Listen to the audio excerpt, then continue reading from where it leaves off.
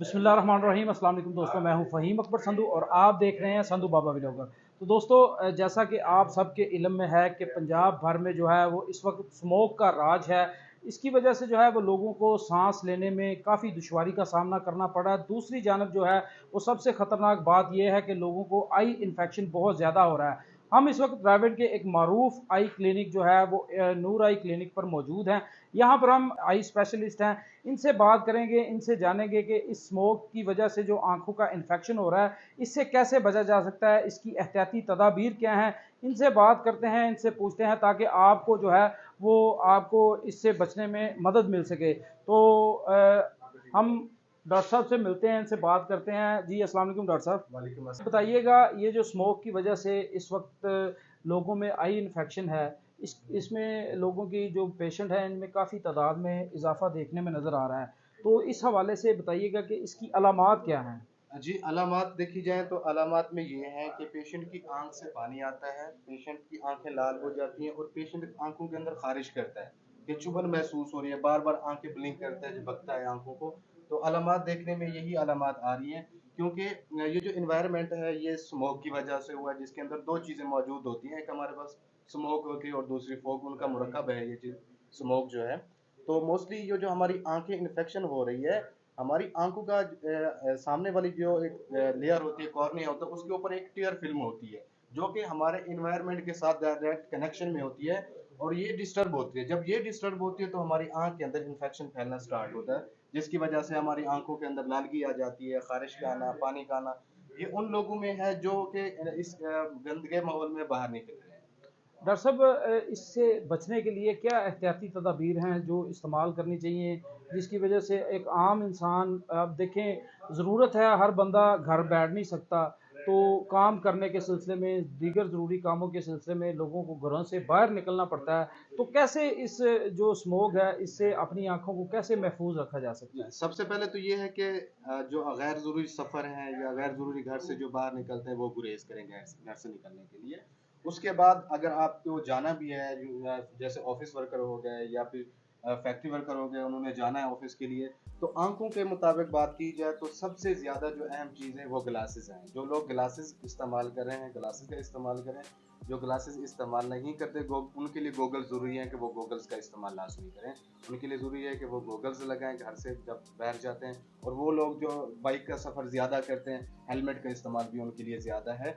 और उसके साथ साथ हम अगर बात करें मास्क की, तो मास्क उन पेशेंट के लिए भी बहुत ज़रूरी है, जैसे कि आंखों के अंदर काफ़ी सारी डिजीज़ फैल रही हैं इस स्मोक की वजह से। तो हमारे दूसरे बॉडी में भी गले के ज़रिए इन्फेक्शन और गलों का इन्फेक्शन हो सकता है, और भी काफ़ी सारे इन्फेक्शन है, तो उनको मास्क भी ज़रूरी है। अच्छा डॉक्टर साहब, ये बताइएगा कि जैसा कि हम एक ऐसे मुआशरे में रहते हैं जहाँ पर लोग आंखों का इन्फेक्शन होता है, तो ये जो देसी टूने टोटके होते हैं ये इस्तेमाल करते हैं। तो क्या ये इस तरह के हरबे, ये जैसे लोग कहते हैं जी अर्ग आंखों में डाल लें गुलाब का, या दीगर इस तरह के टोटके इस्तेमाल करते हैं, क्या ऐसे हरबे इस्तेमाल करने चाहिए हमें। देखा जाए तो नहीं करने चाहिए, क्योंकि इनके अंदर जब तक आपकी कोई डायग्नोस नहीं है, आपको किसी डिजीज़ का पता ही नहीं है, तो गैर ज़रूरी अद्वियात से गुरेज करें। अगर आपके अंदर ये भी अलामात पाई जाती हैं तो आपको चाहिए कि आप फौरी तौर पे करीबी डॉक्टर से रुजू करें और अपना मसला का हल करें। डॉक्टर साहब, कैसे जो इसमें सबसे ज़्यादा इन्फेक्शन है वो क्या है, इस वक्त जो आपके पास जो पेशेंट आ रहे हैं उनमें सबसे ज़्यादा इन्फेक्टेड क्या चीज़ है।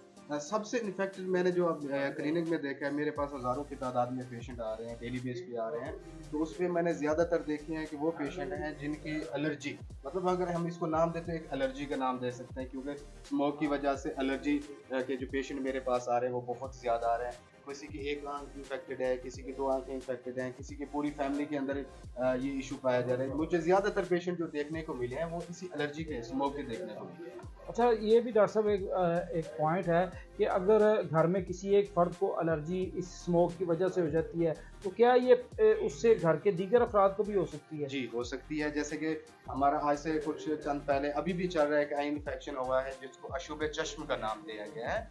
तो उसके थ्रू भी, कांटेक्ट के थ्रू भी ये चीज़ ज़्यादा प्रमोट हो रही है, बढ़ रही है। पेशेंट टू पेशेंट क्या है वो वेरी कर रहा है और जा रहा है, फैल रहा है। जी नाज़रीन, जैसा कि आपने डॉक्टर साहब की बात सुनी, स्मोक की वजह से जो इस वक्त सबसे ज़्यादा आँखों का रोग है उससे लोग बहुत ज़्यादा मुतासिर हैं और इन्होंने आपको जो एहतियाती तदाबीर हैं, इसकी जो अलामात हैं वो भी बताई हैं। तो मेरा भी आपको यही मशवरा है कि अगर आप में खुदा न खास्ता इस तरह की कोई भी अलामत आपको ज़ाहिर होती है तो फ़ौरी तौर पर आप अपने करीबी डॉक्टर से जो है वो रब्ता करें, अपने मुआलिज से रब्ता करें, आई स्पेशलिस्ट को अपनी आंखें चेक करवाएं। ये बड़ी हसास चीज़ है, इसमें देसी टूने टोटके जो है वो उनका इस्तेमाल नहीं करना चाहिए।